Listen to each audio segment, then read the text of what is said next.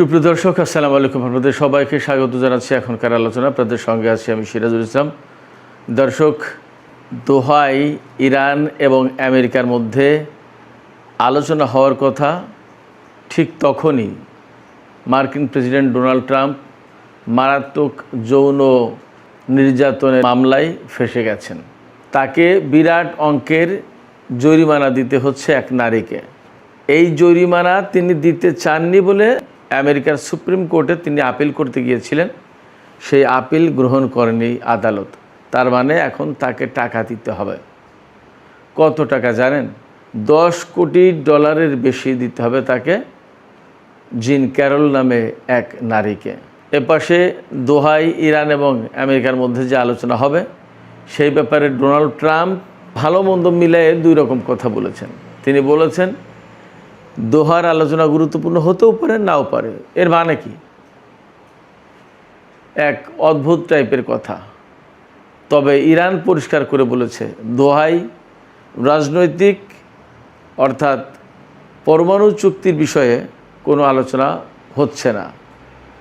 দোহায় যে আলোচনা হবে সেটা হচ্ছে সমঝোতা যেটা হয়েছিল সেগুলো বাস্তবায়ন কতদূর কী হলো সেটা নিয়ে কথা হবে।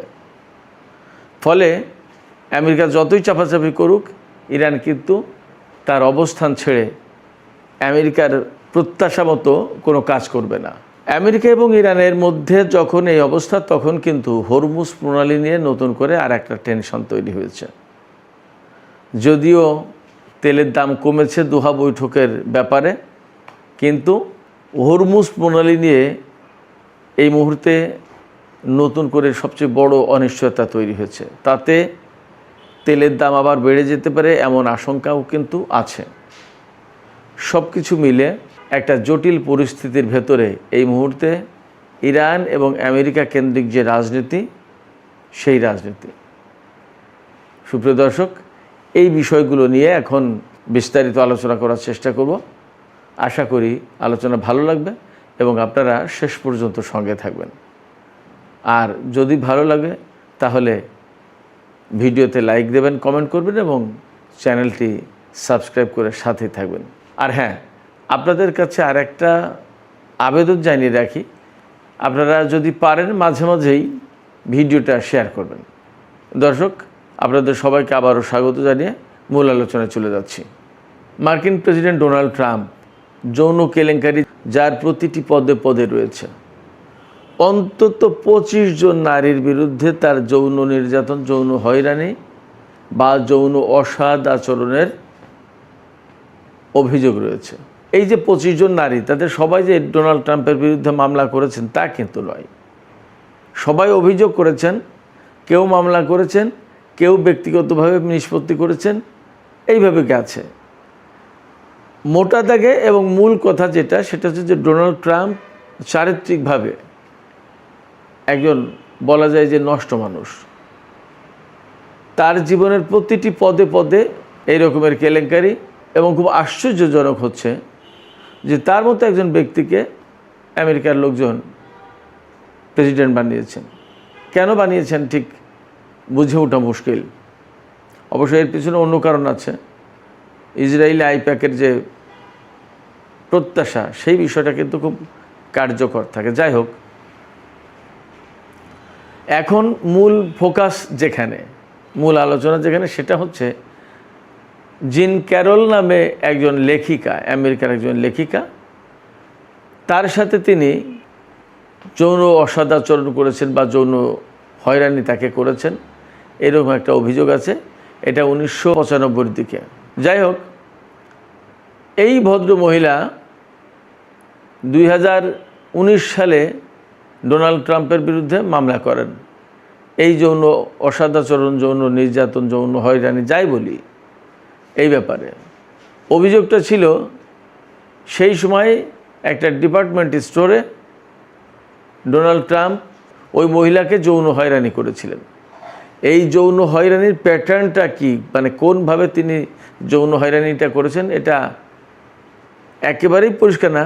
তিনি ধর্ষণ করেছেন নাকি অন্য কোনোভাবে হ্যারাস করেছেন, এটা পরিষ্কার না।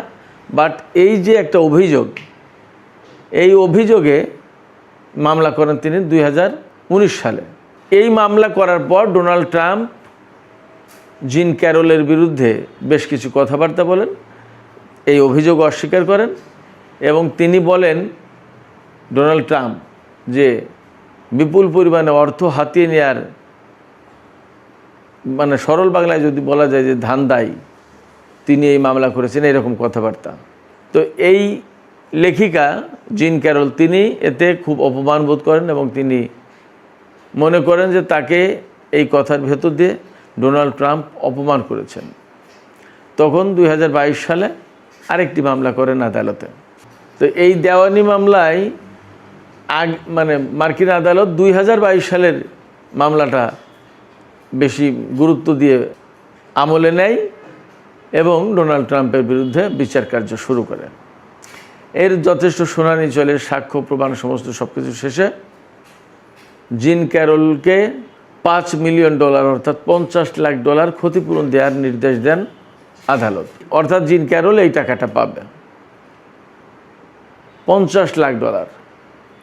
আর পরবর্তীতে 2019 সালের যে মামলা ছিল, মূল মামলা যৌন হয়রানির মামলা বা যৌন নির্যাতনের মামলা, ইংরেজিতে সেক্সুয়াল অ্যাবিউজ বলা হয়েছে, এই মামলায় আদালত ডোনাল্ড ট্রাম্পকে $8.30 কোটি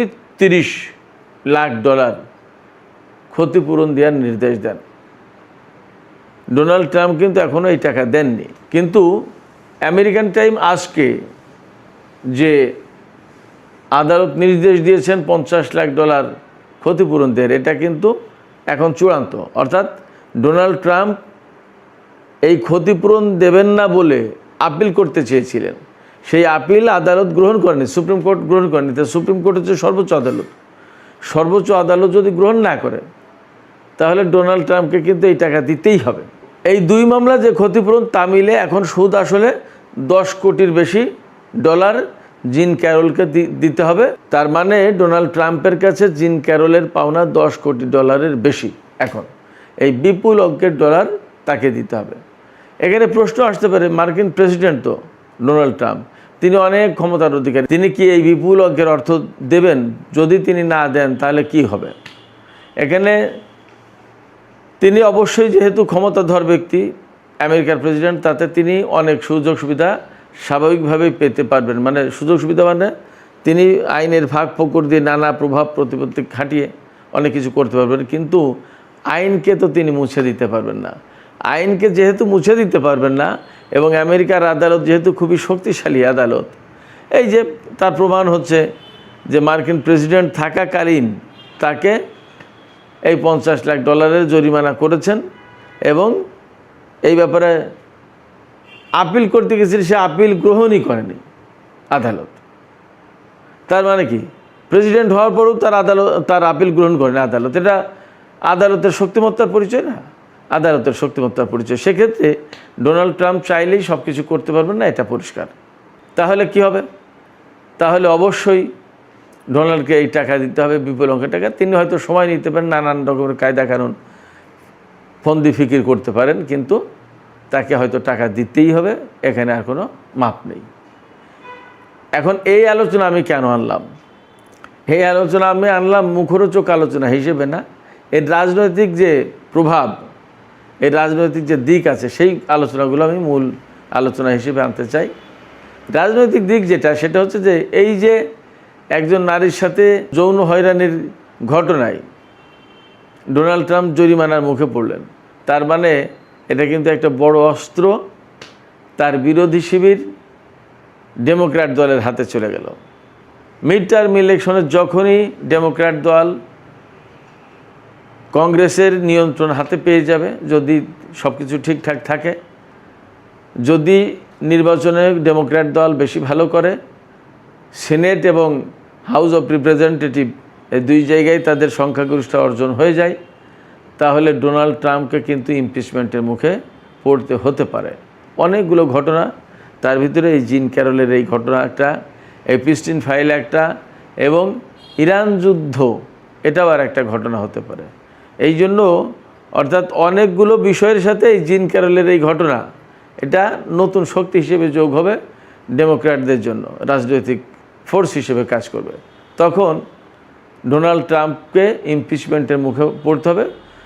যদিও ডোনাল্ড ট্রাম্পের আগে কিন্তু আগেরবার ক্ষমতায় থাকাকালীন 2বার ইমপিচমেন্টের মুখে পড়েছিলেন, কিন্তু সিনেটে তিনি বেঁচে যান। সিনেটে ইমপিচমেন্টের জন্য 2/3 ভোট লাগে, অর্থাৎ 50 জন সিনেটরের মধ্যে 3 ভাগের 2 ভাগ ওই প্রস্তাবের পক্ষে ভোট দিতে হবে, অর্থাৎ হ্যাঁ আমরা ডোনাল্ড ট্রাম্পের ইমপিচমেন্ট চাই।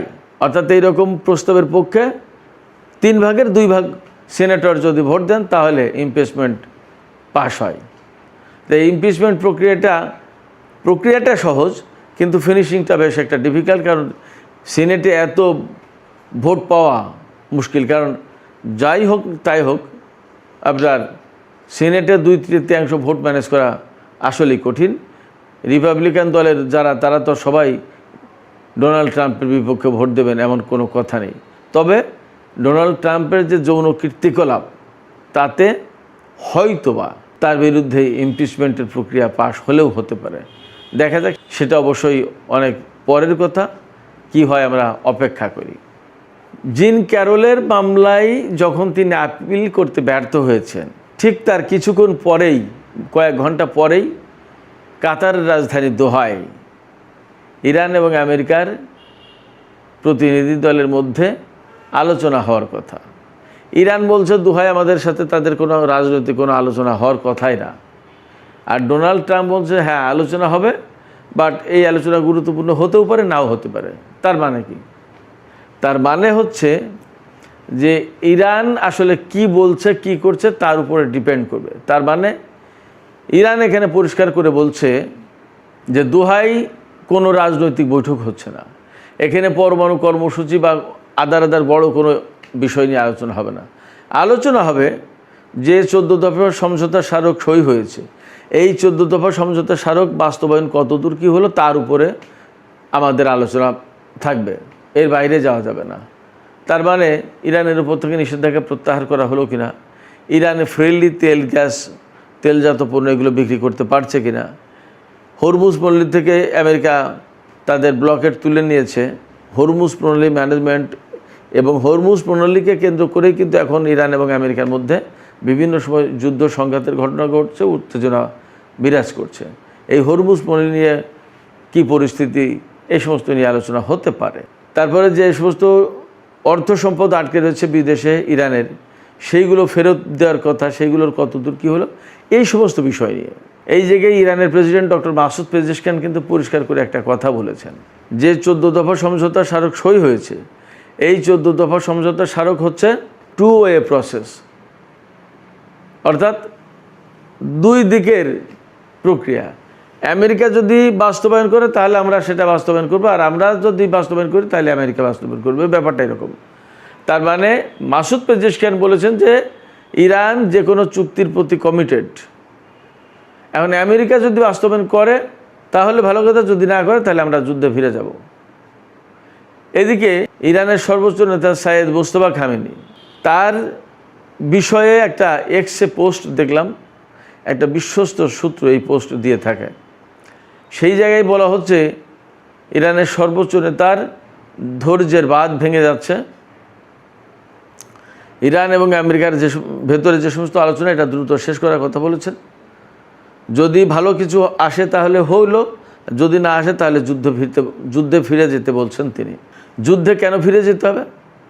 যুদ্ধে ফিরে যেতে হবে ইরানের সর্বোচ্চ নেতাকে যে দুনিয়া থেকে বিদায় করা হয়েছে তার প্রতিশোধ নেওয়ার জন্য।